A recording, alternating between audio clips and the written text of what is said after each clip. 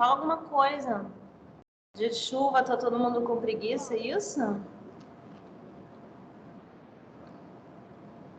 Eu vi que quando aparecem as mensagens a gente demora a conseguir ler, né? Porque fica embaixo desse trem roxo. Estamos, prof. Gente, prof é muito moderno, né, Daniel? Prof é moderno. Prof é moderno. É moderno. Beleza. Se chamar de prof, então. Aí dói um pouco. Dói um pouco, bem. Tá tranquilo. Eu vou ficar sentada, então. Então, gente, eu vou falar hoje sobre câncer de fígado, pâncreas e vias biliares. Quando eu falei, né, que a aula é uma aula que é um pouco densa, porque além de serem 3 tumores, são 3 tipos de tumores que têm várias variáveis e também são tumores que não são tão comuns em nossa população, então a gente tem que saber que eles existem, saber as principais coisas, mas a gente, em geral, não se aprofunda tanto assim como outras que a gente já discutiu aqui, como pulmão, como câncer de mama, enfim, mãe dizia. Então, vamos lá. Vamos falar primeiro de câncer de fígado. E a gente primeiro, como eu falei, né, o câncer dessas áreas que eu vou dar aula hoje não são tumores muito frequentes. Então, na maioria das vezes, o que a gente vê nesses órgãos são, ao contrário, são tumores benignos. E é o que mais a gente vai ver na imagem. Então, é importante a gente primeiro pensar sempre numa hipótese benigna para depois pensar em alguma coisa maligna. Então, eu vou primeiro nos diagnósticos diferenciais, né? Então, a gente tem o hemangioma, ele é o tumor benigno mais comum no fígado, a gente vê muito em exame, e é muito comum o paciente ficar desesperado em ver que tem, às vezes tem laudo que põe nódulo em vez de botar hemangioma. Hemangioma é muito fácil de se ver numa tomografia, e ela é a alteração mais comum, assim, em forma de nódulo, né, que a gente vê em imagem no fígado. É mais comum no sexo feminino. Quando ele é maior do que 5 centímetros, a gente chama de hemangioma gigante, e ele não vira câncer, tá? Aliás, a maioria das lesões benignas que a gente vê na imagem, elas não viram câncer. Então, é um tumor que ele basicamente é uma bolota de sangue que ficam enoveladas, né? E não se deve fazer biópsia, porque se a gente biopsiar uma lesão cheia de sangue, vai sangrar. Então, o tratamento, em geral, a gente só acompanha. O que a gente mais vê são tumores, né, lesões muito pequenas, então a gente só acompanha, e no próprio laudo já vem dizendo que é hemangioma, então a gente só acompanha, repete, fica acompanhando com imagem, a gente não tem que nem biopsiar, em geral nem ressecar, a gente só opera mesmo quando está muito grande, e às vezes pode trazer algum incômodo na região de hipocôndrio. A hiperplasia nodular focal eu já vejo menos, é o segundo tumor benigno mais comum, normalmente é assintomático, também é mais comum no sexo feminino. A gente considera, né, uma reação hiperplásica do fígado, com uma malformação vascular, e a gente faz o diagnóstico diferencial com adenoma hepático, que a gente vai ver logo em seguida. Também não maligniza, e quase nunca tem ruptura, então a gente só acompanha também. Então, na grande maioria assim, das lesões, eu vou reforçar muito isso, porque eu gosto de enfatizar as mensagens que vocês têm que levar para casa, porque a gente vai ver nessa aula muito nome difícil, e o que eu quero é que vocês levem para casa a mensagem do que a gente vê no dia a dia, na nossa rotina ambulatorial. O adenoma hepático é o terceiro tumor mais comum, também é mais comum no sexo feminino. A maioria das pacientes que tem sintoma, né, podem ter dor abdominal, pode se palpar uma massa na região abdominal, o fígado pode aumentar, a gravidez pode fazer aumentar, da mesma forma a gente sabe que os anticoncepcionais podem aumentar, diabetes também, uso de anabolizantes, então a gente vê que são situações relacionadas a hormônio e também com uma inflamação, né? O corpo fica inflamado e aí aumenta essas lesões. É a única lesão que maligniza dessas benignas, sabe?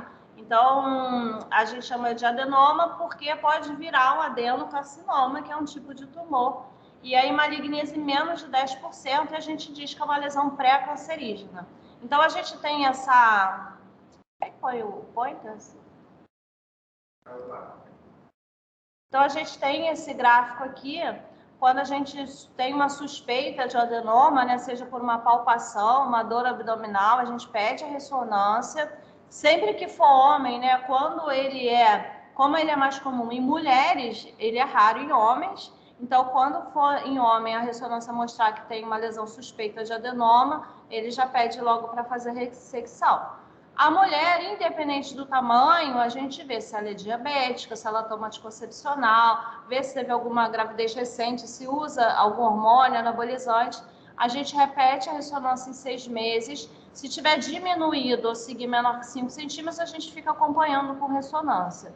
Se tiver aumentado, aí assim a gente já pensa em ir para a cirurgia, que faltou uma seta. Mas se tiver menor que 5, não faz nada? Não, a gente acompanha, tá?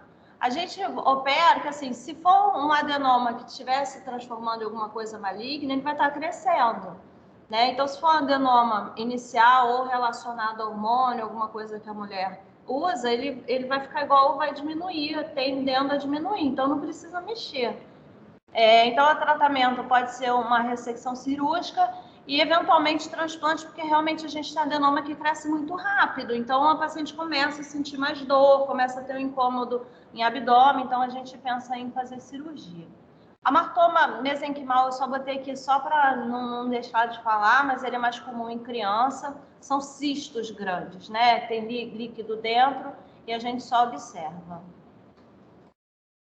E aqui eu coloco um pouco a diferença do adenoma hepático, né, e a hiperplasia nodular. Adenoma é o que a gente falou, né, que tem um certo risco de malignização, maior risco de sangrar, e a hiperplasia, ao contrário, né, tem menos risco de sangrar e uma malignização muito rara. Então, se a gente vê aí, só para entender um pouco de como as imagens, né, a gente vê aqui o adenoma, ele é mais redondinho, né? Enquanto que aqui na hiperplasia a gente vê a parte preta, né? A parte do sangue é mais central. Ambos são mais comuns em mulheres, normalmente são únicos, né? Isso é importante saber. E aí eu vou para o câncer propriamente dito, né?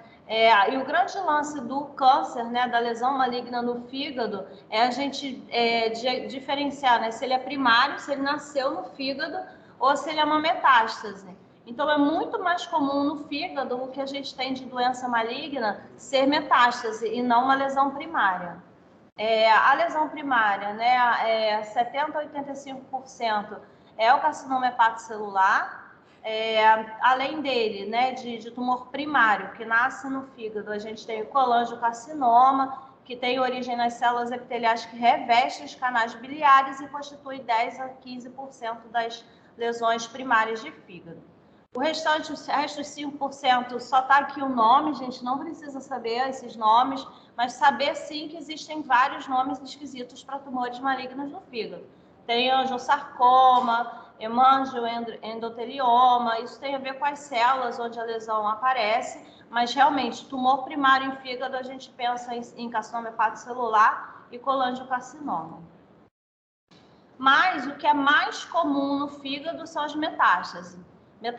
E dentro delas, em geral, elas são mais vistas em tumores que começaram no intestino, né, no colo e reto. Na maioria das vezes, elas são múltiplas, a gente vê aqui no desenho. E quando ela a neoplasia hepática maligna mais comum no fígado não cirrótico é tumor metastático. Então, a gente tem um fígado cirrótico, a gente pode, lesão única, a gente pensa em carcinoma hepatocelular. O paciente não tem cirrose, tem mais de uma lesão, metástase. Então, isso a gente, rapidinho, quando a gente pega a imagem, a gente já faz o clique e já imagina, né? Se ele já está com metástase, já começa a pensar numa lesão primária, onde será? Já pensa em pedir uma colono, já que o mais comum é de colo e reto. O fígado é o órgão mais acometido por metástase que a gente tem, e essa disseminação acontece por via hematogênica. No paciente que não tem cirrose, como eu falei, né, ou nenhuma doença no fígado, e a gente percebe o nódulo da ultrassom, numa ultrassom, uma tomografia, a gente já pensa em metástase. Mas paciente que tem alguma doença no fígado, hepatite, cirrose, a gente pensa numa lesão primária do fígado.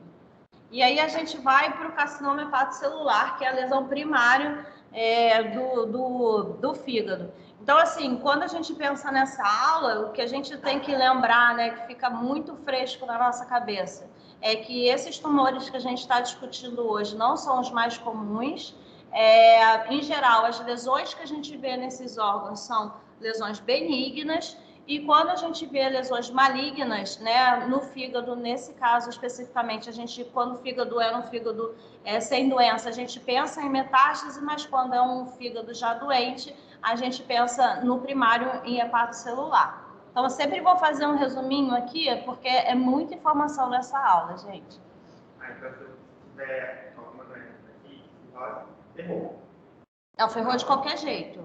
Ele perguntou se tiver hepatite com nódulo, uma coisa, se ferrou. Ferrou de qualquer jeito, que é nódulo no fígado com a aparência maligna, sempre o prognóstico é ruim. Seja CHC como primário, seja como metástase, tá, gente?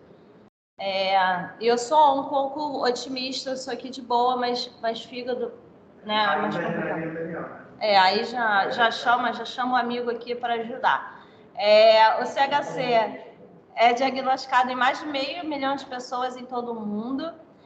A maioria dos casos, né, 85% ocorre em países em desenvolvimento. Por quê? Né? Porque são países onde a gente tem muita infecção por hepatite B, e isso acontece no Sudeste Asiático, na África subsaariana, e ocorre mais ou menos antes dos 40 anos, com pico nos 70 anos, e fica maior entre homens do que mulheres.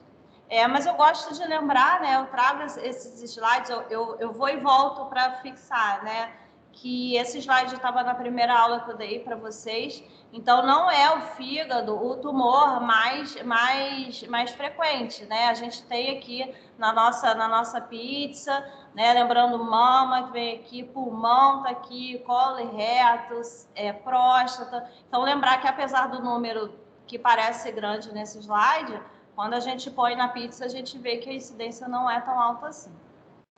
O carcinoma, então, hepatocelular é o mais comum no sexo masculino. Lembrar que tem associação com a cirrose hepática de qualquer causa, porque o que faz a coisa começar a desandar, né, falando de forma bem simples, é um fígado doente, é um fígado que está inflamado, que não está funcionando da forma que a gente gostaria, e isso é um start para a doença aparecer. Em 70% a 90% dos casos se desenvolve no fígado já doente, geralmente já cirrótico. Então, a gente pode considerar a cirrose uma condição pré-neoplásica. Então, o paciente cirrótico, ele deve sempre estar acompanhado por um hepatologista ou um gastro, né, em lugares que não tem um hepatologista disponível, pelo menos 2 vezes por ano. Então, bato na tecla de novo, raramente o CHC vem de um fígado que é inteiramente normal. Temos como fatores de risco, a gente já falou um pouco, mas só para reforçar, uma cirrose independente da causa, hepatite C, hepatite B, aquelas outras doenças metabólicas do fígado, como hemocromatose, doença de Wilson, uso abusivo de álcool, doenças autoimunes, hepatobiliares, esteatohepatites não alcoólica, né, obesidade, diabetes, síndrome metabólica. Então, a gente vê que tem aflatoxinas também, que elas são fungos que têm alimentos, isso é muito comum na África. Então, lembrar que, em primeiro lugar, a grande causa é o vírus de hepatite C. Por quê? Porque o vírus de hepatite C é o que mais se cronifica. Então, cerca de 85% dos casos de hepatite C se cronificam, enquanto que na B de 5% a 10%. Então, a gente tem várias causas aí para a gente pensar. Isso faz com que o tratamento da hepatite C, do carcinoma hepatocelular, seja um tratamento mais difícil, porque se não a cirurgia, quando a gente pensa nos tratamentos quimioterápicos e outros, a gente, teoricamente, precisa de um fígado bom. E a gente já está partindo do princípio que a gente já tem um paciente mais frágil, mais inflamado, que tende a ter já uma desnutrição que já vem ao longo do tempo, um fígado que já não está funcionando tão bem, e isso dificulta o nosso tratamento.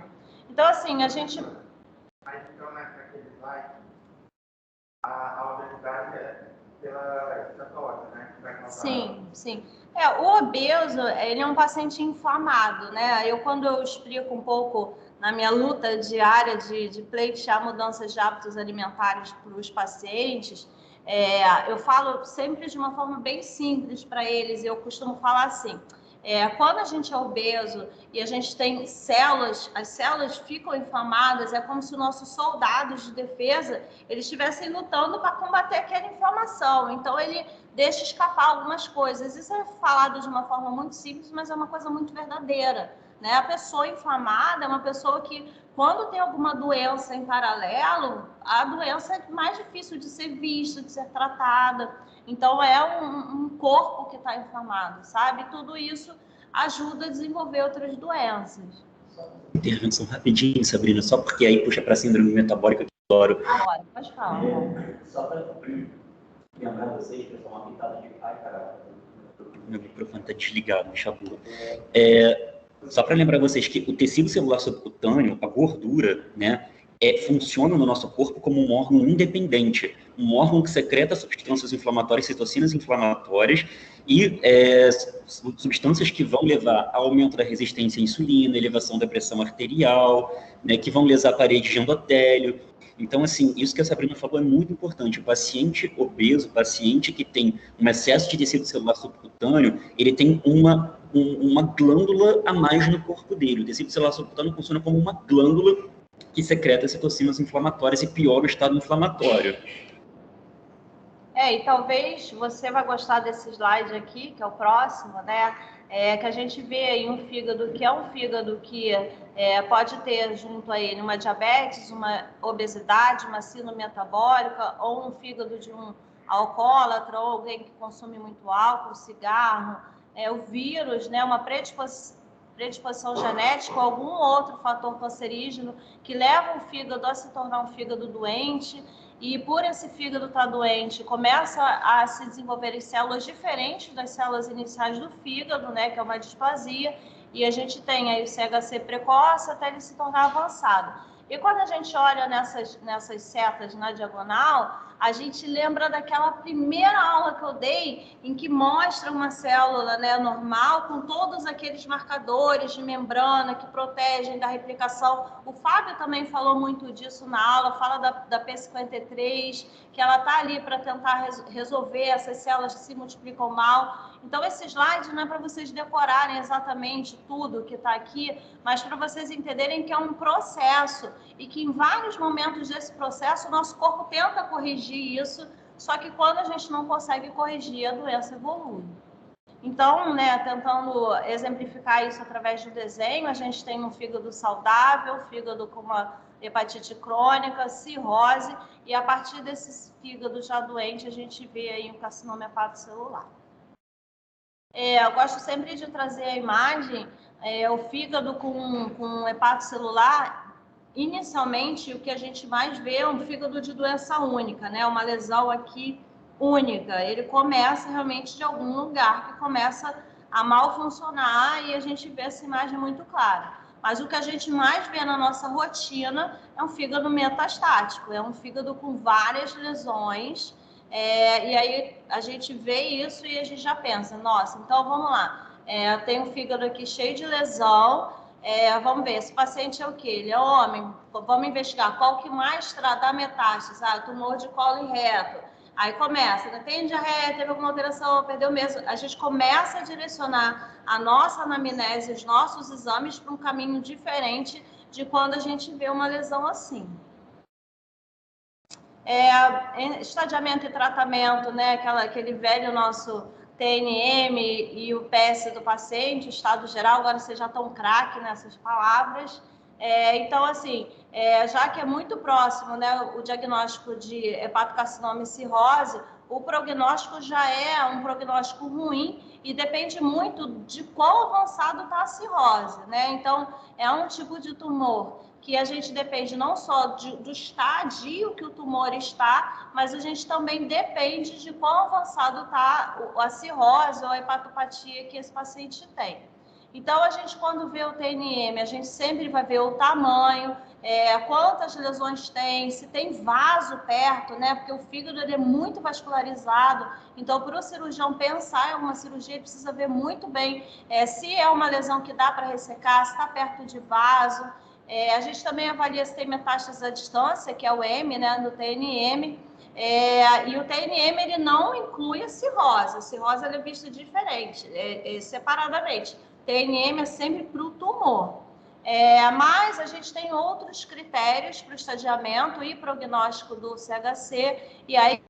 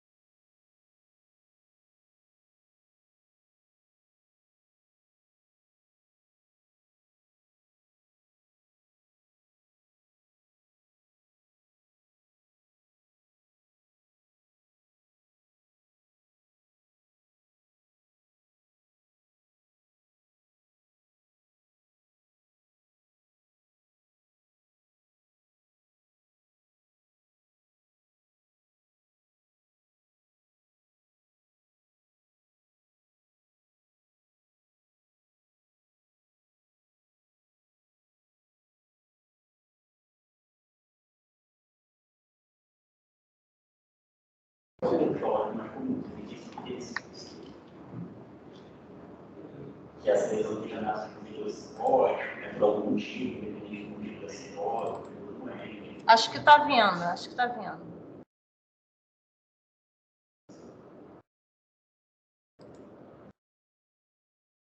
Foi.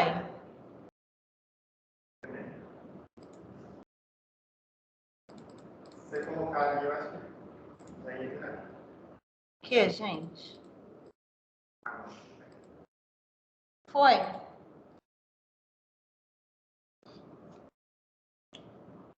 Voltei, pessoal. Já está até gravando. Então, assim, o estadiamento.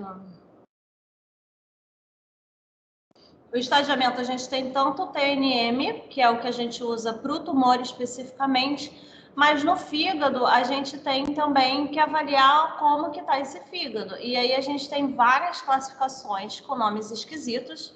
E aí a gente sabe que, por exemplo, o Okuda, ele é uma classificação antiga já, desde quando eu era acadêmica já falavam desse Okuda, e ele servia para prever a média de sobrevida em pacientes com CHC. Mas como surgiram vários tratamentos, o prognóstico mudou. Então, a gente não tem nenhum desses sistemas de prognóstico atual para poder saber se com os tratamentos novos, qual o prognóstico exato que a gente tem. Mas dessas classificações todas, o que a gente mais costuma usar é o de Barcelona. E o de Barcelona, que é o BCLC, ele avalia a invasão portal pelo tumor, a metástase, se tem metástase ou não, a morfologia, a classificação, né, da função hepática Child-Pulse, já deram isso, né? Geralmente, falar em Child-Pulse e MELD, Não? Fala de chá de polvo, então, você está estudando por clínica médica. Então, eu não lembro de chá de mel de cabeça. São classificações... Deixa eu ver aqui quais são os critérios. Ele avalia a albumina, a idade do paciente, bilirrubina. Então, essa classificação de Barcelona que a gente usa outra classificação que a gente usa para avaliar a cirrose no paciente, se tem hipertensão portal, quanto que está a bilirrubina total. Então, a gente Isso. A gente usa a avaliação de cirrose para avaliar o prognóstico do câncer de fígado primário. Vou botar aqui no chat. Tá, não precisa decorar nada disso, tá, gente? É só para vocês entenderem que para a gente classificar um tumor de fígado, a gente avalia não só o tumor, mas como é que está esse fígado, e a gente usa as tabelas que a gente usa para avaliação de cirrose. É o BCLC. Não, o OCUDA é outro. É que o OCUDA entra dentro, é ótimo, né? Entra na avaliação de Barcelona, tá? Que aqui, assim, é um é italiano, um é francês, o outro é japonês, o TNM é o que a gente usa normal para a rotina. Isso foge um pouco do que eu falei naquela aula, de que a gente, quando tem um tumor, a gente, onde quer que a gente vá, a gente vai falar do TNM, o PS do paciente, a gente vai saber o que a gente tem na frente. O fígado foge um pouco, porque cada lugar do mundo faz uma avaliação diferente do fígado propriamente, não do tumor, entende? Então, assim, no mundo ocidental, 30% a 40% dos pacientes têm uma doença inicial e a gente deve avaliar, né, quais os tratamentos que a gente avalia mais, né? A cirurgia, ver se a gente pode ressecar o tumor ou quando a lesão for muito extensa em um paciente rígido, jovem, né, que tem uma doença do fígado não muito avançada, a gente pode até avaliar o transplante. O tratamento, quando a gente pensa fazer sem a cirurgia, a gente pode fazer um tratamento percutâneo, que é essa imagem aqui de baixo, né, onde a gente, através, né, uma agulha, né, um procedimento que a gente faz através de uma incisão na pele, a gente chega no fígado e a gente pode usar o quente ou o frio, ou algumas medicações para tentar matar, entre aspas, esse tumor. A gente pode fazer a quimioembolização, que é quando a gente chega através dos vasos que chegam até o fígado, chegar nessa lesão e jogar a quimioterápico aqui, ou a radioembolização. A gente joga, né, a radioterapia diretamente nessa lesão. Então, mas infelizmente, a maioria dos pacientes a gente não consegue nem fazer isso, porque são pessoas que já chegam com a doença muito avançada. Essa é a ablação por radiofrequência, né? A gente é ótimo, não faço isso, gente. Mas a gente chega com a cânula com radiação em cima dessa área do fígado para tentar levar a apoptose dessas células. E também a percutânea aqui, mostrando de outra forma, né? A gente chegando através da parede torácica mesmo, abdominal, nessa parte do fígado, e pode jogar tanto substâncias frias para fazer uma crio, embolização, ou quentes, ou até drogas que não são quimioterápicas, às vezes a gente usa também. Então, isso aqui não é para decorar, mas para a gente ter mais ou menos uma ideia do caminho que a gente segue, né? Então, o paciente com estadio 0, com o fígado bom, com um PS, o estado geral bom, a gente tem realmente um tumor muito precoce, a gente pode, avaliando a pressão portal e bilirrubina, avaliar a ressecção dessa lesão. Ao contrário, quando a gente já tem um tumor já no estadio intermediário, um fígado que não está tão bom, com PS mais avançado, um paciente já que tem alguns sintomas, e com fígado não bom, que aí essa avaliação do Scheidel que o Daniel colocou, a gente pode ver se esse paciente consegue fazer cirurgia. Se a lesão for muito grande, mas tiver um estado geral bom, a gente pode tentar o transplante hepático. Mas um paciente, já que não tem um estado geral que permita uma cirurgia, a gente pensa em quimioembolização, ou já começar a quimioterapia, né, uma terapia alvo molecular, junto com o Daniel fazendo o tratamento paliativo dele. Quanto mais cedo a gente encaminhar o paciente para o tratamento paliativo, melhor nesse sentido. E um paciente com a doença muito avançada, a gente ou faz só assintomáticos ou só observa.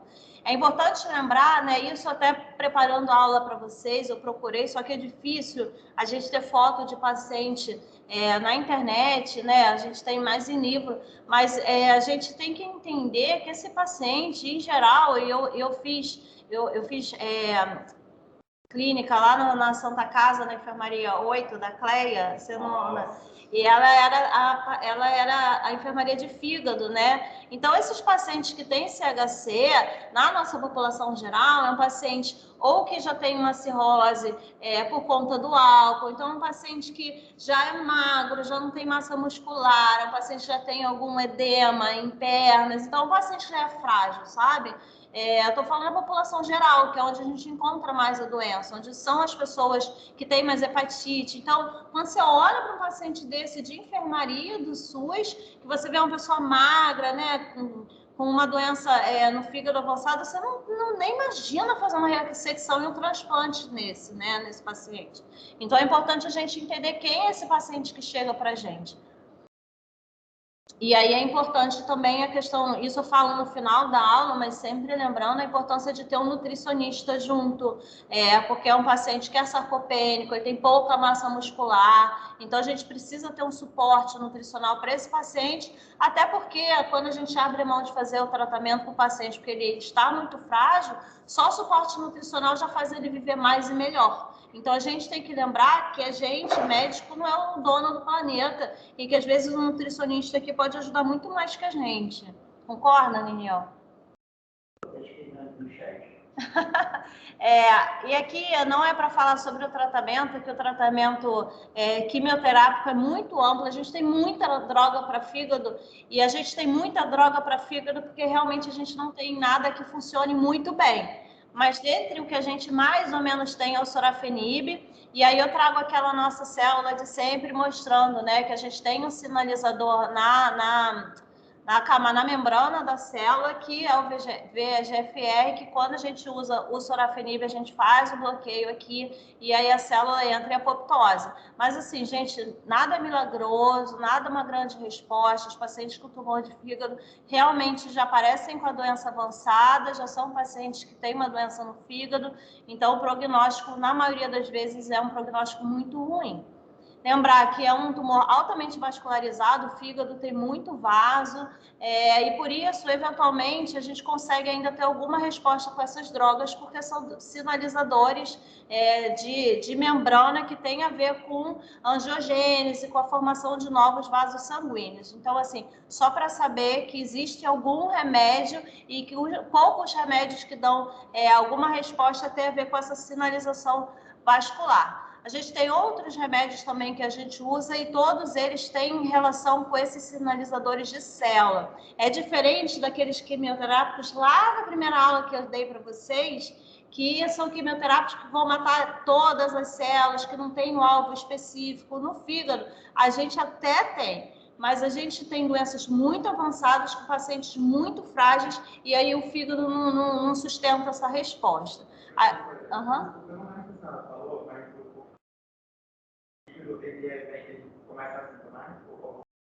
maioria é assintomático. É um paciente que já tem sintoma da própria doença do fígado, sabe? Quando tem cirrose, alguma coisa vai ter os sintomas. Quando não tem nada, a maioria é sintomática. A maioria é sintomática. A gente só descobre quando a lesão tá grande, né? Ou aquela questão da gente estar fazendo alguma imagem e descobre, né? É o acidentaloma.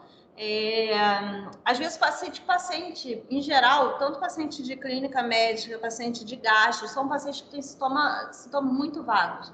Eu tenho uma dor aqui e fica, às vezes quando aumenta, é assim mesmo que eles falam, gente.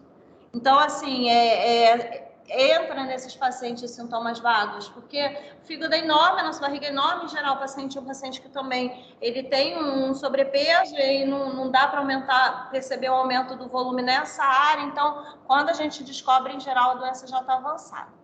Esse slide aqui é para mostrar o tanto de tratamento que a gente tenta usar e a gente pode tentar usar. O sorafenib vem aqui em cima e tudo isso é uma terapia alvo molecular. A gente não usa tanto a quimioterapia, a gente vai naqueles sinalizadores de membrana para tentar bloquear a multiplicação dessas células.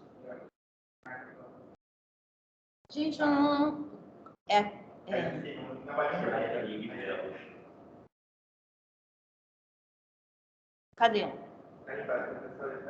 Repete essa parte do tratamento, me perdi. Qual é a primeira escolha? A primeira escolha que a gente tem é o sorafenib, que é um alvo molecular para o VEGF-R, que são sinalizadores da membrana celular e tem muito a ver com a membrana da hipervascularização que o fígado já tem. Então, a gente impedindo, né, que novos vasos se criem nessa área, a gente faz com que o tumor morra. Mas lembrando sempre que as respostas são curtas e precárias, porque além das toxicidades que a gente tem, são pacientes que têm um estado geral ruim e uma doença no fígado. Então, o prognóstico, né? A gente tem uma sobrevida de 5% ou menos que em 5 anos. Só 30% que diagnostica já em fase inicial tem uma cura possível. Só para comparar com mama, um tumor de estadio 1 em mama, a gente tem uma cura de até 95%. Né? Então, 30% a gente vê como é uma doença realmente mais grave. O tratamento ele não é simples, a gente precisa ter uma equipe multidisciplinar. E a gente tem o hepatologista, o radiologista, o cirurgião, lembrar do nutricionista, lembrar de ter uma equipe também de suporte com a gente. A gente está com os 15, eu vou para pâncreas e depois eu faço pausa na vesícula. Né? Então, o tumor de pâncreas, né? Mudamos o capítulo, tá, gente? Vamos para o pâncreas. A gente tem 2 tipos principais de tumores em pâncreas. Lembrando que o adenocarcinoma é o que corresponde a 90% dos casos de todos os tumores. A maioria vem na cabeça do pâncreas. E depois do adenocarcinoma, a gente tem os tumores neuroendócrinos, né? Então, falando do adenocarcinoma, é um lugar, né? O pâncreas, essa área, é difícil da gente dar o diagnóstico de forma precoce, porque pouco se faz exame de abdômen, muito menos para ver pâncreas. A gente deixa o pâncreas lá na última lista de órgãos que a gente se preocupa em geral. Então, ele tem alta taxa de mortalidade, não só porque ele é muito agressivo, mas porque o diagnóstico costuma ser quando a doença está avançada. No Brasil, cerca de 2% de cerca de 2% dos tumores diagnosticados e 4% de mortes para o câncer. Então, realmente, graças a Deus, ele é muito pouco frequente na nossa população, porque realmente é um tumor muito agressivo. Dificilmente ele aparece antes de 30 anos, é mais comum a partir dos 60, e os casos aumentam realmente com o avançar da idade. Sempre mais comum em homens, tá? Acho que eu nunca vi pâncreas em mulher, acho que vi uma vez só. É mais comum em homens, realmente.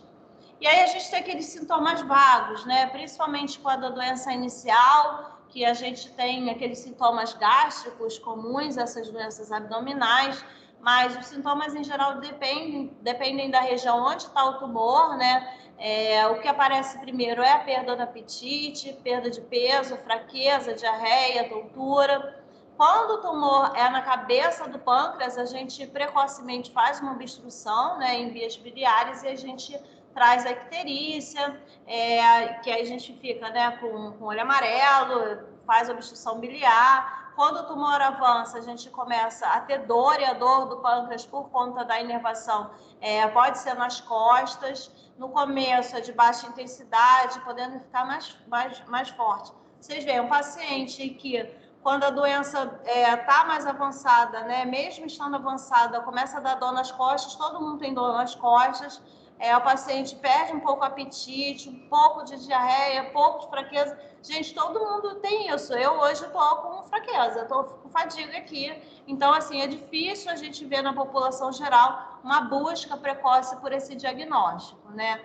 Outro sintoma é que a gente pode ter um aumento da glicemia por deficiência na produção da insulina, que é a principal função do pâncreas.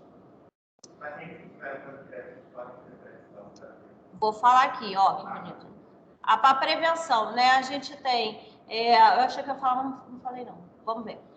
Na prevenção, a gente sabe que o cigarro tem relação, ingesta excessiva de bebidas alcoólicas. Então, a gente sempre tem que falar das frutas e vegetais. São medidas válidas para prevenir o câncer. Então, a pancreatite entra nisso de certa forma, né? o tabaco, né, o cigarro, é o principal fator de risco para o surgimento desse tipo de câncer.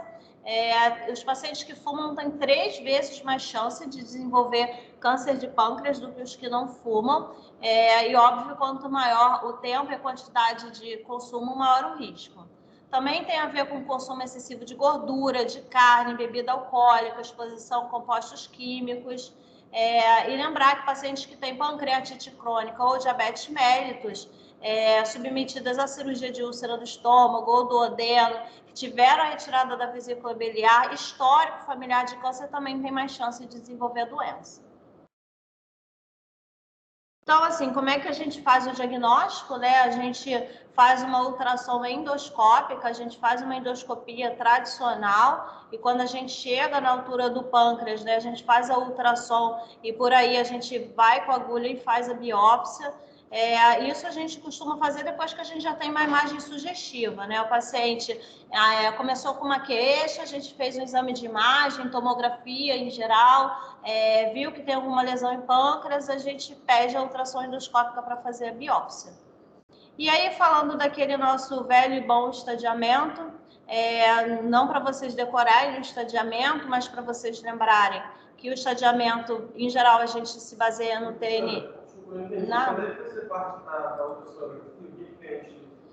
Em geral, o paciente ele está perguntando quando que a gente faz a ultrassom endoscópica, né? Em geral, o paciente vem com uma queixa abdominal, ou está perdendo peso, emagrecimento rápido, náusea, o que a gente mais vê, diarreia também. A gente pede alguma imagem para investigar, tomografia, por exemplo, né? Ou a gente faz uma ultrassom de abdômen, não tem nada, o paciente continua perdendo peso, a gente pede uma tomografia. Fez tomografia, tem alguma alteração em cabeça de pâncreas ou em pâncreas, a gente tem que fazer biópsia. E quando é em cabeça de pâncreas, a melhor forma de chegar é fazendo a endoscopia.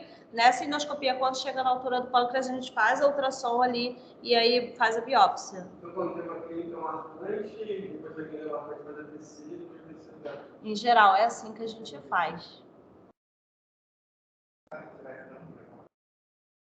Mas tem que ver o que a gente vai tirar, porque, por exemplo, se for uma outra doença de pâncreas, for um cisto, por exemplo, que estiver numa área que está obstruindo, né? A cirurgia para fazer isso é uma. Se for uma cirurgia oncológica, vocês vão ver que é uma cirurgia do tamanho do mundo. Você quase tira metade da pessoa para operar um fígado, você vai ver. Então, a gente precisa ver o tamanho, ver o que tem, ver o tamanho do que tem para programar a cirurgia, entendeu? Então, assim, para pacientes com tumores iniciais, a gente, em geral, faz a cirurgia, pode associar ou não a quimioterapia e rádio, e quando o tumor não pode ser operado, a gente eventualmente faz quimio e rádio e vê se depois pode operar. Aqui a gente vê um pouco do TNM, eu sei que ficou pequenininho, mas a gente vê aqui que o tumores confinados só ao pâncreas com menos de 2 centímetros, a gente chama de 1A. Naquele TNM, gente, estou falando do T. O 1B, a gente fala que é tumor de 2 a 4 centímetros. Então, aqui a gente consegue ver mais ou menos como é que a gente faz o embasamento para o TNM. E aí, gente, nada disso é para decorar, tá? Eu vou enfatizar isso só para vocês lembrarem o que é o raio do TNM. Então, tumores, né, já com estadio 2A ou 2B, já são tumores que são maiores e que, em geral, já tem gânglio acometido, já tem um N1, né, daquele TNM nosso que a gente tanto conversa. Então, são tumores, né, que, em geral, já penetram a gordura que reveste em pâncreas, podem comprometer os linfonodos. Então, o que a gente faz, né? Em geral, a gente tenta fazer a cirurgia. Quanto antes a gente conseguir operar, é o tratamento que é o mais eficaz para pâncreas. Pâncreas também não responde bem à quimioterapia. Então, sempre que a gente puder fazer a radioterapia, a cirurgia é o mais indicado. A radioterapia também pode estar indicada para complementar a cirurgia. Lembrando daquelas palavras mágicas que eu sempre falo, quando a gente faz a radioterapia após a cirurgia, ela é chamada de radioterapia adjuvante. Eventualmente, quando a lesão já está comprometendo áreas que é difícil de ressecar de pronto, né? Primeiro, a gente pode fazer um tratamento neoadjuvante, que é antes de operar, e aí a gente pode fazer quimioterapia.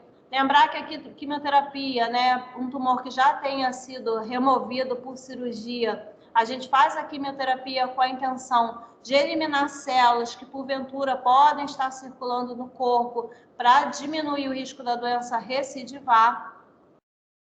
E quando a gente fala em quimioterapia, a gente tenta sempre, para pâncreas, associar mais de uma droga, porque realmente é um tumor que responde mal ao tratamento. Então, a gente tenta, igual guerra, gente, a gente ataca pelo mar, por terra, pelo céu. Quanto mais a gente associar tratamento para uma doença que é extremamente agressiva, a gente faz.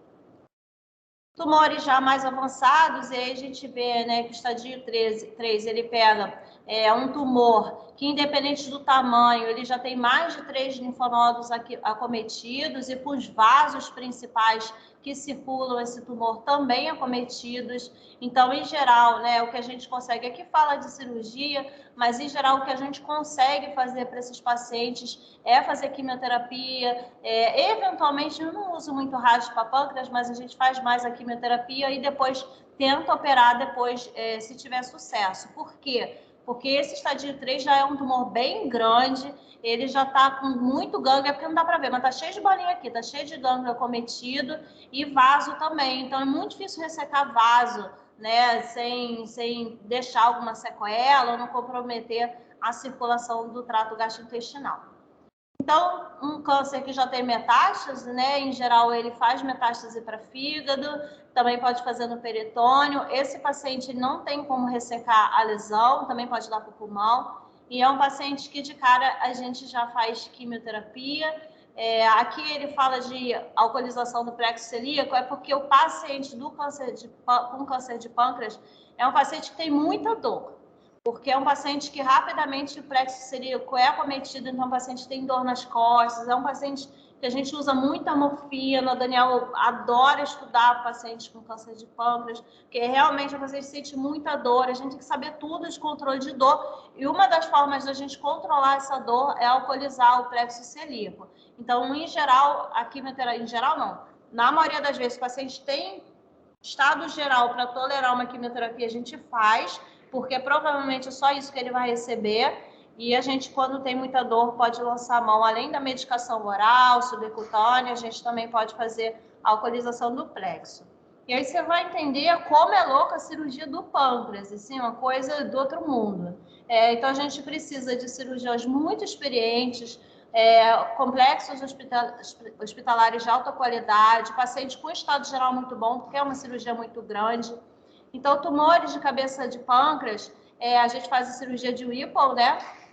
E a gente também pode fazer a duodenopancreatectomia, tentando preservar piloro. Normalmente, a gente não consegue fazer preservação, porque a doença realmente é muito avançada. Então, assim, como a localização do pâncreas dela tem uma relação grande com vários vasos do intestino e de veia cava inferior, por exemplo, a incisão é muito grande. É um paciente que tem uma incisão aqui que pega toda essa área aqui do rebordo do fígado.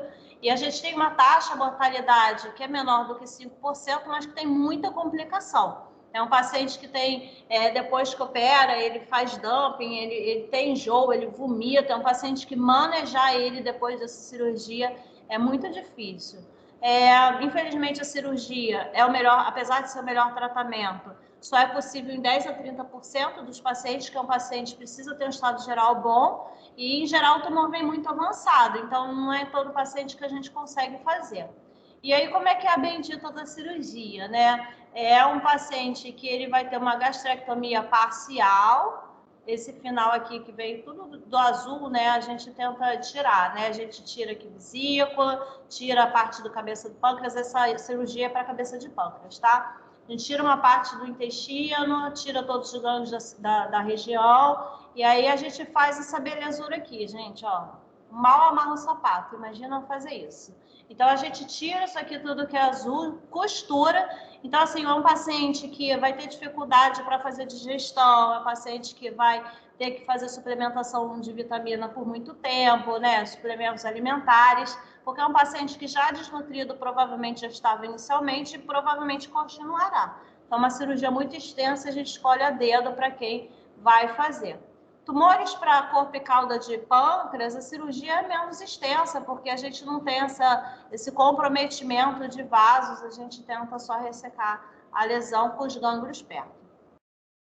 Eu não podia deixar de falar dos tumores neuroendócrinos, que eu falei lá no começo, são os tumores menos frequentes, né, do pâncreas. O mais comum realmente é o adenocarcinoma, mas volta e meia aparece um tumor neuroendócrino na nossa vida. Então, saber que são tumores que se originam da parte endócrina do pâncreas, ilhotas de Langerhans, e metade secreta algum hormônio, né, endócrino e causa transtornos endócrinos. Geralmente são benignos, mas mesmo quando eles são malignos, a gente tem um melhor prognóstico do que o adenocarcinoma. São 2 a 5% dos tumores de pâncreas. A incidência é de 5 casos para cada um milhão de pessoas cada ano, então realmente é muito raro. E aí a gente classifica de acordo com o hormônio, né, que eles produzem. Então, a gente tem o insulinoma, que é 40% a 60%, ele secreta a insulina, leva a hipoglicemia crônica. Tem o gastrinoma, que secreta gastrina, e aí ele aumenta a acidez estomacal, causa úlcera péptica. Então, a gente costuma, por exemplo, a gente descobre numa endoscopia, o paciente está com dor de estômago. Então, cada um tem uma clínica de acordo com o hormônio que produz, né? O glucagonoma, né, 1 a 10%, secreta glucagon, leva a intolerância à glicose, tem perda de peso, anemia. Esse daqui já tem uma malignidade maior e aí a gente exige quimioterapia. Mas, gente, olha só, a gente tem 2 a 5 tumores, né, por cento de pâncreas, é o neuroendócrino, uma incidência de 5 casos por 1 milhão. O glucagonoma é 1 a 10%, ou seja, quase nada. Eu nunca vi. Eu já vi insulinoma e já vi gastrinoma, não vi mais nada. Somatostatinoma também, menos de 1%, secreta somatostatina, diarreia, pedra na vesícula. É só para saber que existe, tá? E aí a gente sabe que 60% dos tumores neuroendócrinos não secreta hormônio suficiente para causar sintoma e muitas vezes nem são detectados. Exames de imagem são os que ajudam a gente a perceber, né, algum tumor e determinar alguma metástase. Então a gente vê que um T1, né, um tumor pequeno, T2 um pouco maior, T3 já maior, T4 já maior, invadindo alguma área próxima, né? Enfim, o N1 a gente falando sempre dos gânglios, né? A gente vê que os gânglios aqui todos estão acometidos e metástase no fígado ou em outro órgão. Então, só refrescando o TNM. Toda aula eu tô aqui no TNM, galera. Muita atenção. E aí a gente vai fazer uma pausa para poder passar para a nossa vesícula biliar. Eu entendi uma parte. É que se for fazer entendi na dor, a autorização do médico seria. Aham. O que seria essa autorização? Não, se vira não, você que é um paliativista. Normalmente o cirurgião.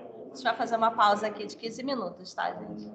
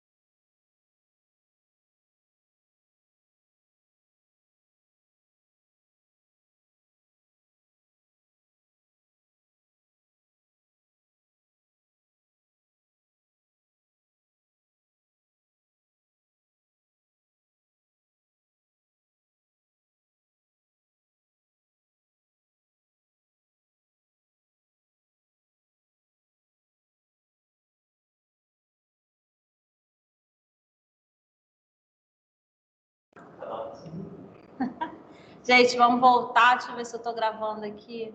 Tô. Todo mundo aí, gente? Vocês tinham que vir para a aula, gente. Os nossos intervalos são muito produtivos. Não falamos besteira, a gente fala coisas produtivas. Bom, então vamos passar só um caso clínico, só para vocês terem uma ideia de como é que a doença aparece para a gente no nosso dia a dia. Então, a gente tem uma paciente mulher, 70 anos, branca, casada, com icterícia, questão do ser ótimo, né? Ictérica, há 2 meses, com dor abdominal, hipocôndrio direito, que não tem relação com a alimentação. Também tem uma urina muito escura, umas fezes muito brancas, prurido, sem vômitos, sem náusea, com emagrecimento de 5 quilos, e fala que não comia porque estava de dieta. Ela tem de história, né, uma hipertensão, uma cesárea. No exame físico, a gente tem estado geral regular, hipocorada, 2 em 4, e vocês já estão descorada, desidratada, uma cruz em 4, ictérica, bastante ictérica, cianótica, febril, apneica, ao exame da circulação respiratória sem alteração, abdômen globoso, peristalse, e o fundo de vesícula palpável. Fundo de vesícula palpável. Fundo de vesícula palpável. Indolor à palpação, hipocôndrio direito e epigástrico, com membros inferiores sem alteração. A gente tem os exames laboratoriais, que vem aí uma hemoglobina de 12, uma bilirrubina total aumentada, direta de 19, fosfatase alcalina também lá no teto, gama-GT, a parte hepática toda alterada. E aí a gente tem, né, a síndrome de Courvoisier, que é icterícia e vesícula palpável, né? Uma síndrome aí que a gente, palpando vesícula e paciente ictérico, a gente já tem esse nome bonito. E aí a gente vem aqui pensar, né, o que leva a uma icterícia obstrutiva, né? Não falando de oncologia propriamente, mas a gente tem aqui, né, a lama biliar, a gente tem uma lama biliar que simula um cálculo, metástase que pode acontecer em vesícula, a gente tem o pólipo e a gente tem o tumor, que é o cálculo biliar, né? Então a gente tem o que pode levar a uma obstrução, né? A gente tem a coledocolitise, a síndrome de Mirise, que é o cálculo quando leva a obstrução, o tumor de Klatskin, que é o colangiocarcinoma perilar, o câncer de pâncreas e o tumor periampular. Isso são causas de icterícia obstrutiva e isso vai cair em alguma prova de outra matéria que não é minha, porque isso realmente é muito comum e esses nomes o pessoal gosta de perguntar. Então, vocês já vão sabendo que eles existem e eu acho esse desenho aqui muito ilustrativo, né, do que a gente pode ter na vesícula e levar a alguma obstrução. Então, ela fez uma tomografia de abdômen que mostrou uma calcificação em torno da vesícula biliar, com espessamento da sua parede, né? A gente vê aqui no sinal da seta, esse branco é a calcificação. E a gente, com isso, a gente dá o nome de uma vesícula em porcelana, né? Ela fica branquinha, calcificada. Tem a dilatação das vias biliares aqui na seta também. E a frequência do carcinoma de vesícula varia de 12% a 61%, né? Dizendo do carcinoma de vesícula com a vesícula biliar em porcelana, né? Então, é bom entender esses nomes, porque eles vão aparecer em outras doenças, nessa vesícula calcificada, e eventualmente ela tem relação com câncer de vesícula em 12% a 60%. Então, a vesícula em porcelana, ela é uma inflamação crônica da vesícula com essa calcificação na parede, está associada, né, a cálculo biliar em 95% dos casos e relacionados a câncer em 2% a 3%. Então, a paciente ela foi encaminhada ao centro cirúrgico, abriu barriga, né, cirurgia de emergência, tirou a vesícula por conta da vesícula em porcelana. Na cavidade não tinha ascite, não tinha implante peritoneal, nem lesão sugestiva de metástase, mas foi vista, né, uma vesícula com as paredes espessadas, tirou-se a vesícula e viu também que tinha uma área endurecida perto, né, em confluência dos hepáticos, e aí não deu para ter certeza que era um câncer ou uma inflamação, mas o aspecto a olho nu era de uma neoplasia. E aí o tratamento cirúrgico foi realizado, né? Fez a ligadura do colédoco com a borda do adenal, fez aquela cirurgia ampla, fez a cirurgia com uma anastomose biliodigestiva, tirou um pedacinho do intestino, tirou tudo que podia e fez o Y de Roux. Vocês já aprenderam em cirurgia? Não? Y de Roux? Não. Entra naquelas cirurgias de lipo, Y de Roux. Ah, mas deu. Se deu um, deu outro. Então, esses são primos. E aí é uma cirurgia extensa que tira um pedaço do intestino, liga o intestino à parte mais de cima do trato gastrointestinal, e o paciente pode ter, a gente chama de dumping. Já ouviram falar? O dumping é aquela... Isso, tudo isso pode ser uma complicação dessas cirurgias extensas. Então, a gente, quando levou para o microscópio e fez olhou, né, fez a microscopia, a gente viu um adenocarcinoma mucinoso, moderadamente diferenciado, isso é aquele grau, lá da primeira aula, é o grau 2, que não pegava a porção do fígado, nem a serosa, e aí, no final das contas, por esse laudo, a gente viu um T2M1. Esse M1 não foi visto nesse laudo, ela tinha provavelmente alguma metástase à distância. E aí, só para exemplificar aqui para vocês, né, o TIS, que é o in situ, que é uma lesão que ainda não se malignizou, uma lesão inicial, e aí temos, né, o T1A, aí você via, por esse TNM aqui, como cada tumor tem seu TNM diferente. Porque aqui o T1 não fala de tamanho, ele fala da parede da vesícula estar restrita à mucosa. O tumor na parede da vesícula está restrito à mucosa, lembra? Já nessa mesma ala, o tamanho do pâncreas tinha a ver com o tumor. Aqui não tem. O T tinha a ver com o tamanho do tumor. Aqui não tem. Então, a gente tem o T2, quando a gente pega o tecido conjuntivo perimuscular. O T4 já infiltra mais, né? Chega até o fígado ou algum outro órgão próximo. O N, aqui sim, tem a ver com os linfonodos. O N sempre vai ter a ver com os gânglios. E M, metástase à distância. Então, gente, a gente aqui no intervalo, pessoal de casa, pessoal de casa, me sinto a Ana Maria Braga, gente. A gente estava conversando que tem outras matérias que falam muito do TNM, né, de decorar. Então, assim, o que eu gosto de trazer para vocês é muito como é a minha rotina de oncologista. E falei aqui que na minha rotina de oncologista, numa consulta que dura de meia hora a 1 hora, o TNM dura 2, 3 minutos, porque eu pego a tabela, ou já vem escrito no histopatológico, e eu associo a imagem. Então, assim, não é para decorar TNM, mas é para entender que cada tipo de tumor tem uma classificação de TNM embasada em coisas diferentes. Aqui o T não tem a ver com o tamanho propriamente mensurado em centímetros. Então, o câncer de vesícula é o 5º mais frequente nos carcinomas do aparelho digestivo. É diagnosticado em cerca de 1 a 2% nos pacientes que fazem a colicistectomia por conta de um cálculo. É mais acometido, né, as mulheres a partir de 50 anos. Eu erro aqui. Então, quais são os principais fatores de risco? Né? O cálculo, né, biliar, ele é um fator de risco de 75% a 98%, com maior associação a cálculos grandes, maior do que 3 centímetros, o risco aumenta em até 10 vezes, né? E aí aquilo, né, tem muita paciente que eu pego com cálculo, ai, doutora, não vou operar não, vou fazer cirurgia. Aí, primeiro, a chance desse cálculo ter que ser operado de urgência, né? E a segunda, lembrar, porque se a gente sabe que o cálculo pode aumentar o risco de um câncer, e a gente tem uma paciente que tem hábitos de vida ruins, que fuma, a gente está aumentando aí o risco dela ter alguma doença nesse sentido. Então, sempre que puder, opere, né? Sem contar que a gente faz a cirurgia de cálculo por vídeo, então a orientação é realmente que a gente opere.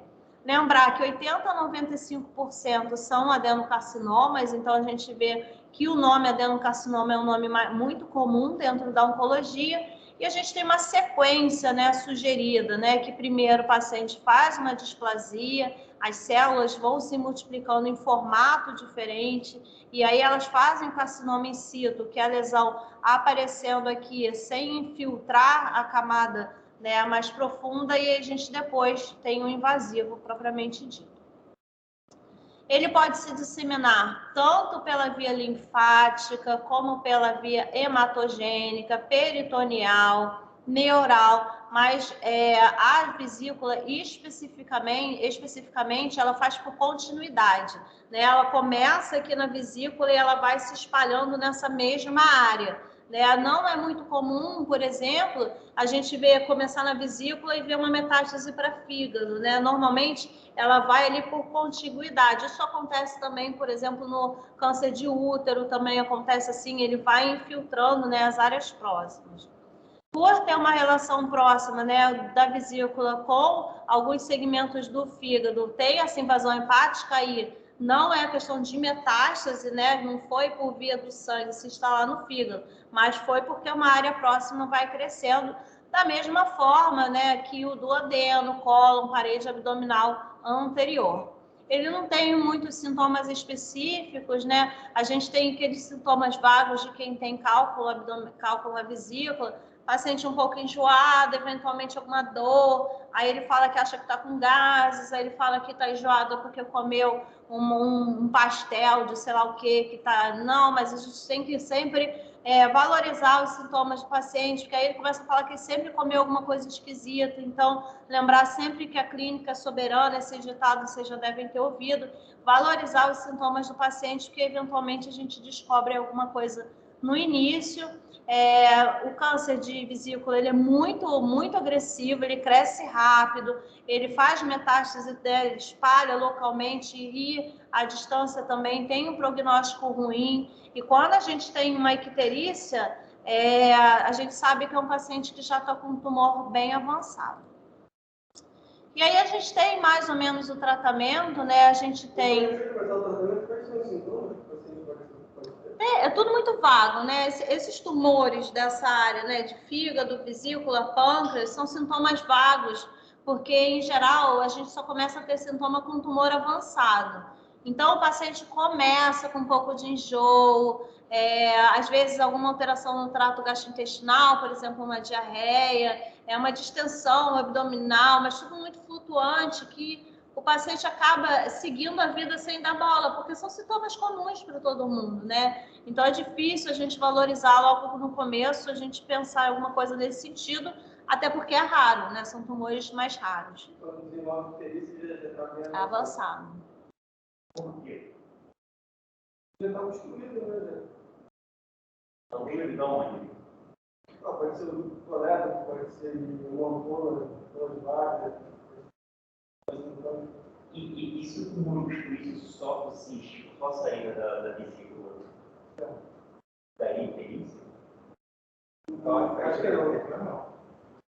Acho que não, porque... Daniel está fazendo testes com os alunos presenciais. Por isso o tumor é tumor avançado. Para além da vesícula do cístico, você já está começando a consumir colérico, estruturas adjacentes aí. Aí sim tem se coleitise, colecistite raramente não tem isso. Mas coledocolitise e colangite não. Eu obstruí já o... Ele já está obstruindo o colérico. E aí você está na vida do fígado e já não consegue fazer. Você consegue passar. Perfeito. Escreve aí para mim, Tá. por favor. Então, a gente de tratamento, né? A gente, quando tem tumor in situ e que não invade a parede da vesícula, um paciente que não tem sintoma, o diagnóstico, em geral, ele é feito quando o paciente faz uma retirada da vesícula por algum cálculo sintomático. Então, a gente até chama acidentaloma, né? É um nome que a gente usa com certa frequência. Isso, né, de descobrir por acaso, acontece em até 10% dos casos. E aí a gente cura, porque a gente pega um tumor muito inicial, que não infiltrou, tirou a vesícula e resolveu o problema. Quando a gente tem um tumor já com alguma invasão, né, um tumor T1, T1A, T1B, até T2A, são pacientes que ainda não têm sintomas, mas a gente pode ver alguns pacientes que têm alguns sintomas obstrutivos, né, que a gente não consegue diferenciar, por exemplo, de quem tem cálculo. Eventualmente, é o que o Daniel falou, né, pode produzir alguma obstrução do ducto cístico, e quando a gente tem uma invasão precoce da serosa, pode ter alguma dor abdominal, né, e até por inervação pode ter a dor na escápula direita, né, a gente tem essa inervação que às vezes dá uma dor lá em cima. Metástases para o linfonodo pode estar presente, e aí, se for limitado, né, for uma metástase bem local nos linfonodos acometidos, a gente pode pensar em cirurgia. Quando a gente tem uma doença muito avançada, e aí o paciente começa a ter sintomas mais pertinentes, que no começo são sintomas insidiosos, mas depois realmente começa a aumentar, o paciente começa a ter dor abdominal, começa a ter enjoo, mas são sempre sintomas inespecíficos, né? Então, nesse caso, a gente vai começar a ter tratamentos mais agressivos. A gente tem uma sorte de exames complementares a fazer.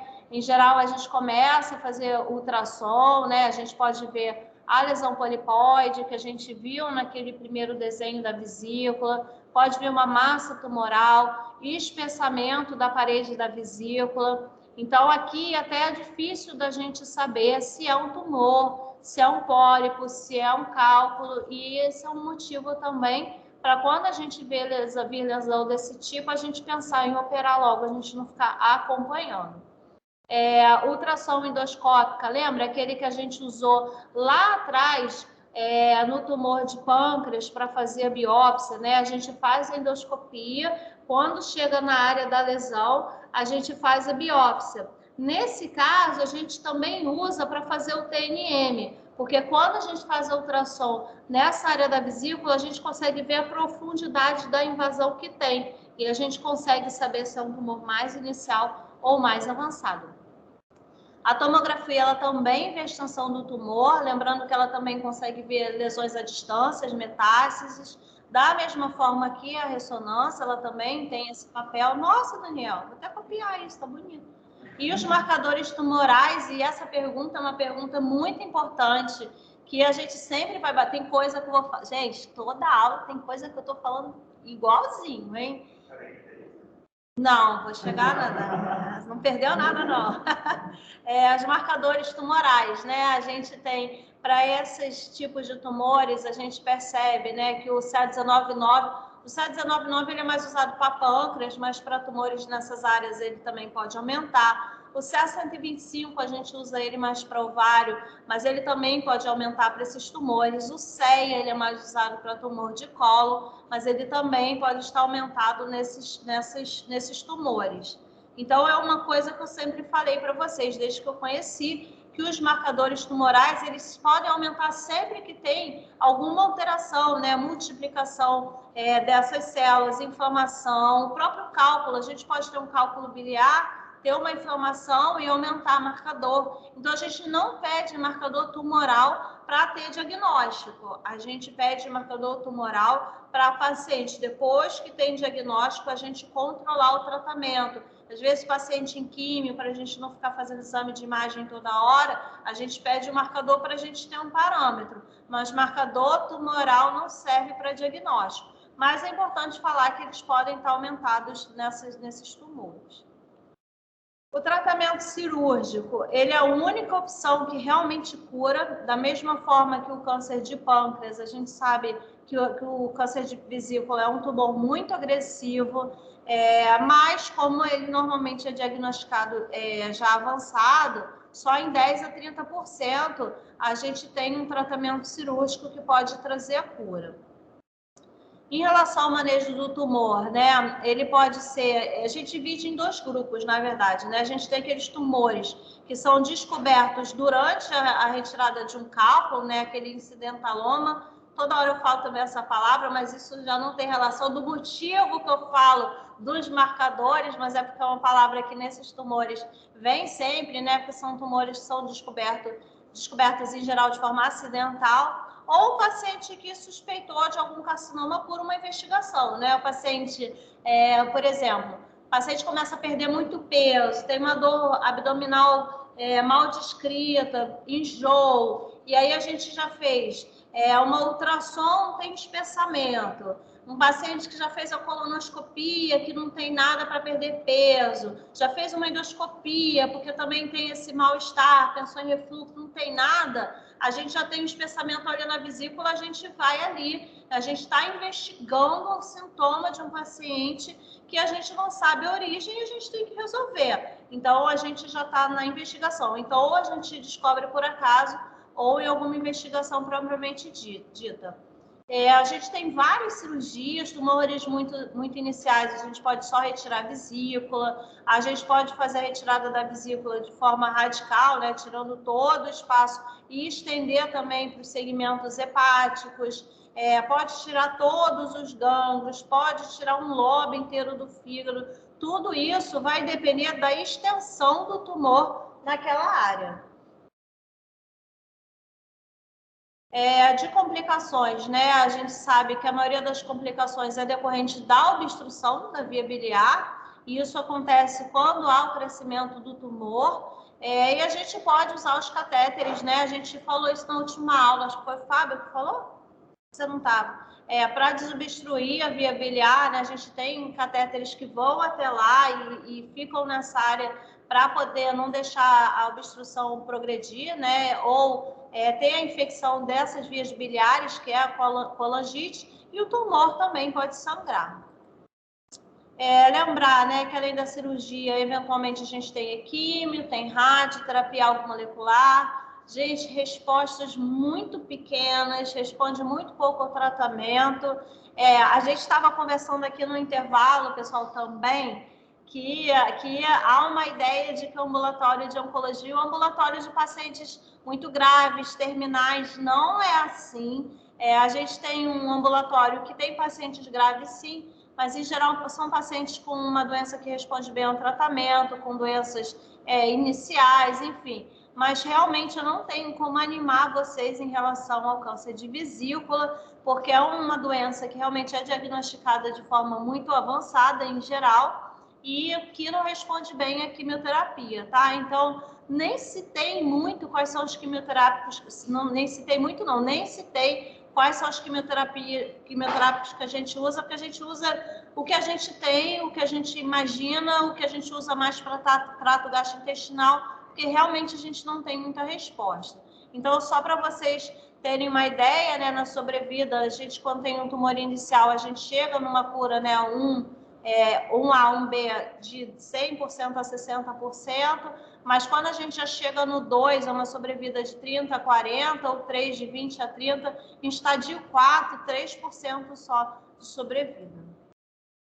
E a gente tem que lembrar que a gente precisa de uma equipe de suporte grande, e eu tenho certeza que nesses pacientes que já chegam com tumor avançado, são pacientes que já precisam do suporte do cuidados paliativos desde cedo. Suporte nutricional é muito importante. Se puder ter fisioterapia também, para não deixar o paciente ter perda muscular, é importante, porque esse paciente, que é um paciente mais rígido, né, que tem uma autonomia maior, é um paciente que responde bem ao tratamento e que consegue se recuperar de uma cirurgia e até estar apto por uma cirurgia, que é o que a gente mais vai conseguir a cura nesses casos. E hoje é basicamente isso, eu acabei um pouquinho mais cedo, o pessoal perguntou pouco hoje, está chovendo, o pessoal está tímido, e eu fico à disposição para perguntas.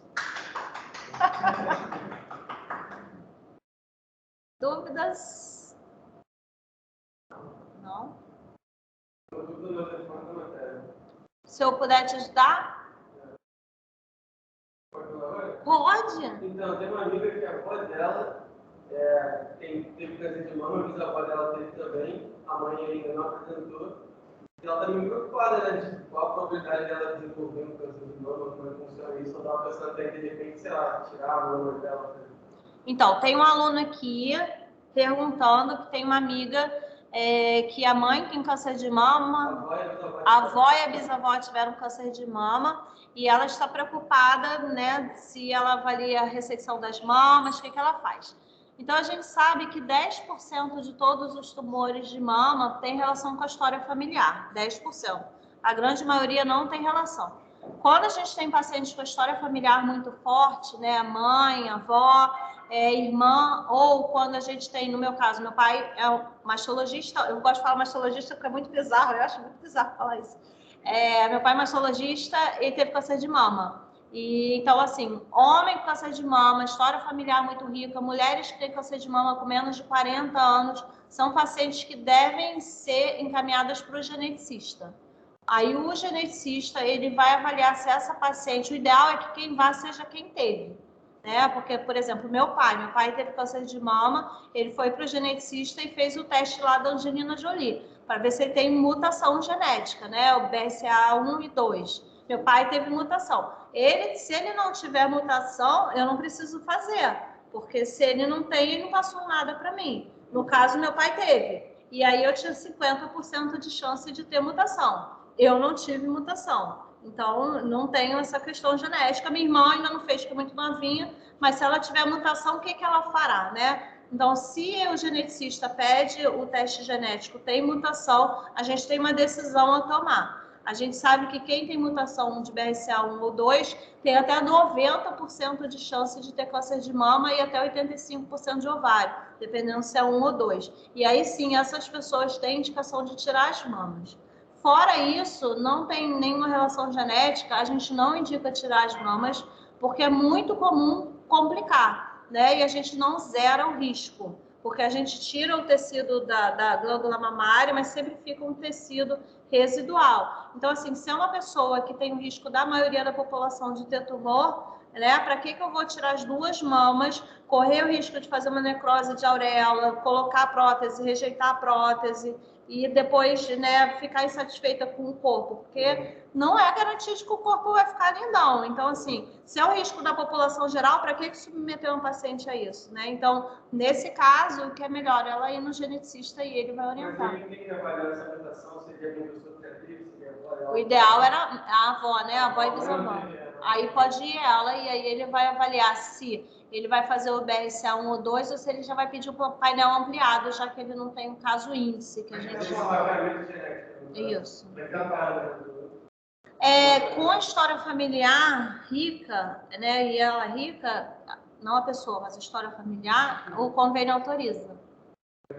Uhum. Mas em caso Então, aí pode ir a neta e aí ele vai pedir o mapeamento genético e aí ver se ela tem alguma mutação. Então, nem um oncologista, o geneticista, então. Geneticista é a melhor pessoa para ela ir agora, nesse momento.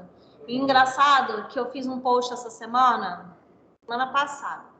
Não sei se você viu, Daniel, e eu estava falando dessa questão. Eu vi todos os seus posts. Ah, que bom. E aí a paciente falou assim, mas eu fui num mastologista e eu pedi para ele tirar minhas 2 mamas e ele não quis tirar e agora eu tô aqui com metástase. Aí eu expliquei, né, expliquei tudo isso que eu expliquei para você. Aí eu falei, mas meu corpo, minhas regras. Aí, assim, quer dizer assim, o meu pai teve câncer de rim, eu tenho medo de ter, tira meus 2 rins. Meu corpo, minhas regras. Não, a gente tem um papel, né, social e médico, né, um protocolo, não pode tirar porque a paciente quer. E nesse mesmo dia, eu não sei se vocês já viram um programa que tem na televisão, que são as cirurgias que as pessoas fazem, plástica, e que dá errado, não sei o quê, na internet. E aí foi exatamente uma mulher jovem que tinha tido um tumor in situ da mama, que é aquele tumor que é pré-cancerígeno, não é um tumor propriamente, e ela ficou tão panicada que ela quis tirar as 2 mamas. E ela era muito nova, tirou as 2 mamas, só que ela achou horrível a cirurgia, ficou com uma dor bizarra. Aí uma das próteses encapsulou, e aí ela estava sofrendo, que ela não conseguia se relacionar com ela mesma, nem no espelho, nem com o marido. Então, assim, acabou com a vida da pessoa por um medo que ela tinha do câncer. Só que quando a pessoa está com medo do câncer, ela não pensa nisso, ela quer parar o medo, né? Quer tirar esse medo da cabeça. Só que aí depois que não tem câncer, que está vivendo, vida que segue, começa a ter questões outras. Autoestima, sexualidade, né? Enfim, aí ela foi pro plástico, o plástico fez aquela mama, operou, isso aqui foi pro psicólogo. Então, assim, a gente tem que ter muito cuidado com essas pacientes, né? Porque quando elas fazem esses pedidos, elas estão com medo, elas estão ansiosas, né? O fator emocional está falando ali, pesando muito na vida dessas pessoas. Muito. Por quê? Lá da primeira aula, porque o tratamento do câncer e tudo que a gente sabe do câncer é muito recente. Então, a gente já tem a ideia de que a gente não tem muito tratamento, que todo mundo vai ficar careca, que o câncer vai matar todo mundo. Ainda tem essa ideia, é câncer, é quimioterapia, passar mal, perder cabelo, ainda tem uma... Não que isso não tenha sido verdade em algum momento. Mas cada câncer é um... Cada câncer é um câncer, hoje a gente descobre cedo, hoje a gente tem muito tratamento. Então, assim, eu falei até para a paciente hoje, essa da erva, né? Tem que ter cuidado com a cancerofobia.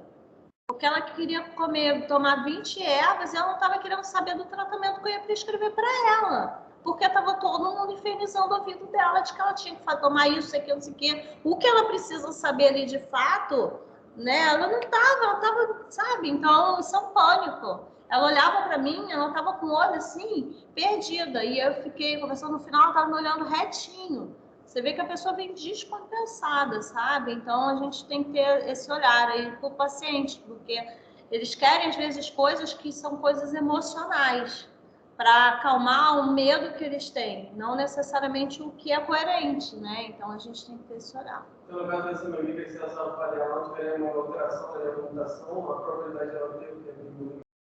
Vai para a população geral. Se ela não tiver mutação, vai para a população geral. Vai cair no padrão geral. Vai cair no padrão geral da população. Gente, vocês são Obrigado. uma 4002, 4003. Cara, isso é uma pergunta que eu nunca soube. Como assim? Qual o número da turma? Não sei. Sei que é turma 3. Eu também, eu vai ser Quinta-feira, 10 meses. Tá, eu vou...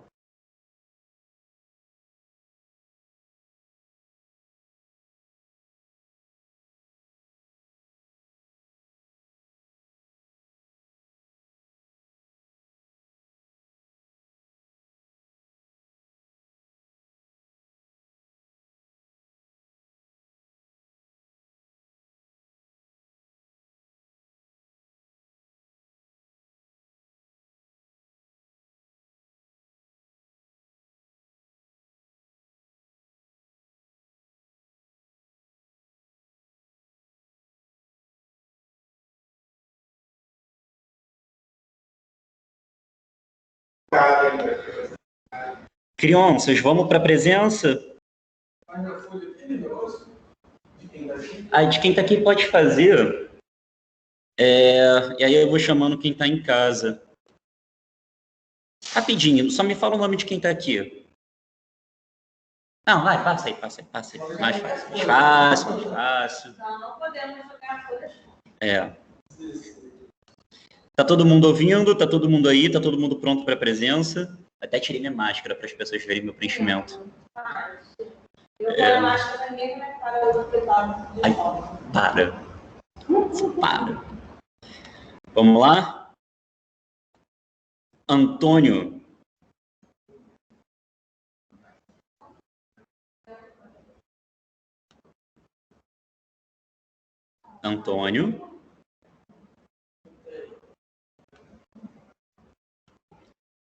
Clara.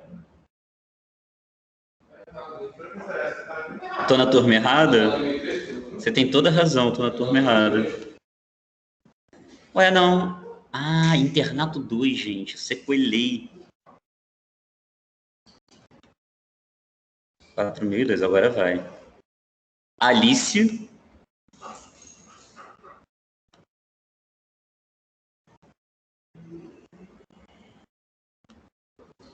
Alisson.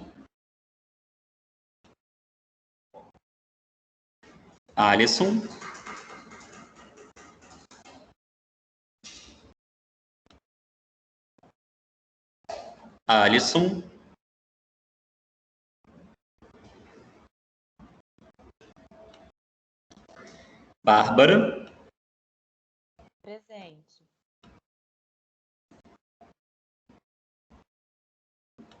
Gente, vocês estão me ouvindo? Professora, a gente está te ouvindo, mas você consegue Eu ouvir tô na a gente? reunião, eu tô com o microfone. Meu microfone tá aberto. Alice, eu te dei presença, tranquilo. Mas assim, eu quero saber se vocês me ouvem. Não, eu não ouço vocês. Agora eu vou ouvir vocês. Presente, então, professor. Está me Tá ouvindo? ouvindo, professor? Presente. Ah, tá. Tranquilo, Vitória. Vamos lá, vamos continuar. Gente, quem puder responder por voz é melhor, tá? Vamos lá, Alisson. Bárbara. Presente. Beatriz Cruz. Presente. Beatriz Moritz.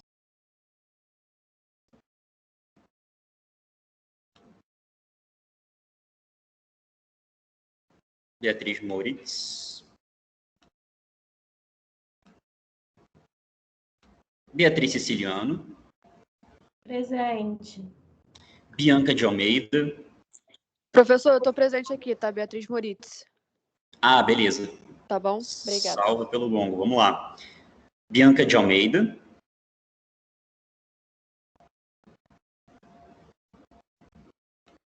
Caio Vivas.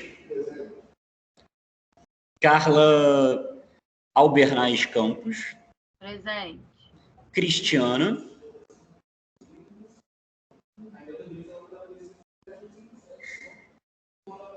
Cristiana. Davi Ferreira.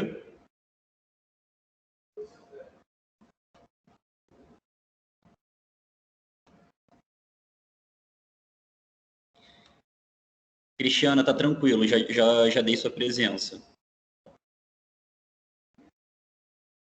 Já vi aqui, tá? Davi Ferreira, não. David. É porque com essa grafia tem gente que é Davi, tem gente que é David. Aí é difícil. David.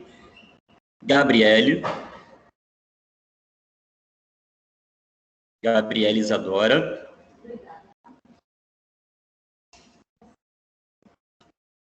Giovana tá aí. Ian tá aqui. Isabela. Lopes. Isabela Portilho. Presente. Janaína Domingues.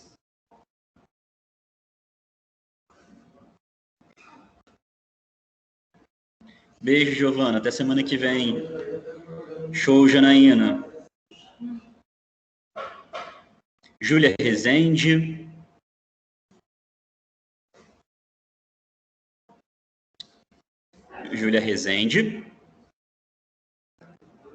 Kathleen. Presente. Tchau, tchau, Beatriz. Bom final de semana. Kathleen tá aí. Laura. Presente. Letícia Calil. Presente, prof. Maria Gabriela.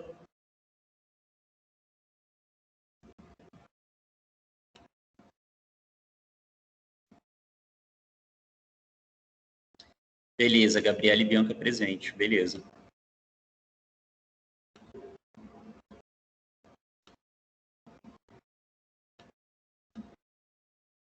Júlia Rezende, Kathleen, Laura.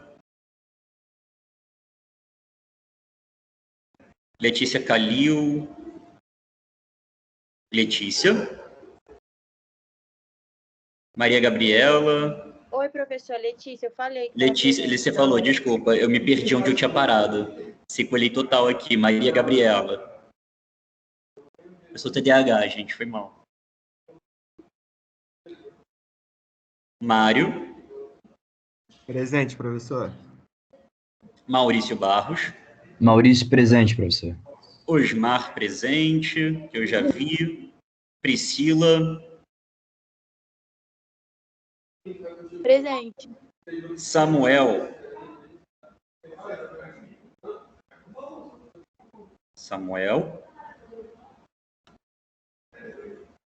Tiago Luiz. Tá aqui. Vanessa Loureiro. Presente. Vitória Franco. Vitória, te chamam. Beleza, pessoal. Aproveitem o final de semana de vocês, divirtam-se com o juízo, aproveitem para revisar o conteúdo das aulas que a gente deu até agora. Um beijo, até semana que vem. Quando ela termina a aula da semana que vem? Filho, faz pergunta de Enem agora não. Oi? A mãe da primeira prova vai ter a aula da semana que vem? Todas as aulas de semana que vem? Sim. Sim. Estou acompanhando vocês falam em sigla, estou tentando entender. A primeira prova. Tudo que a gente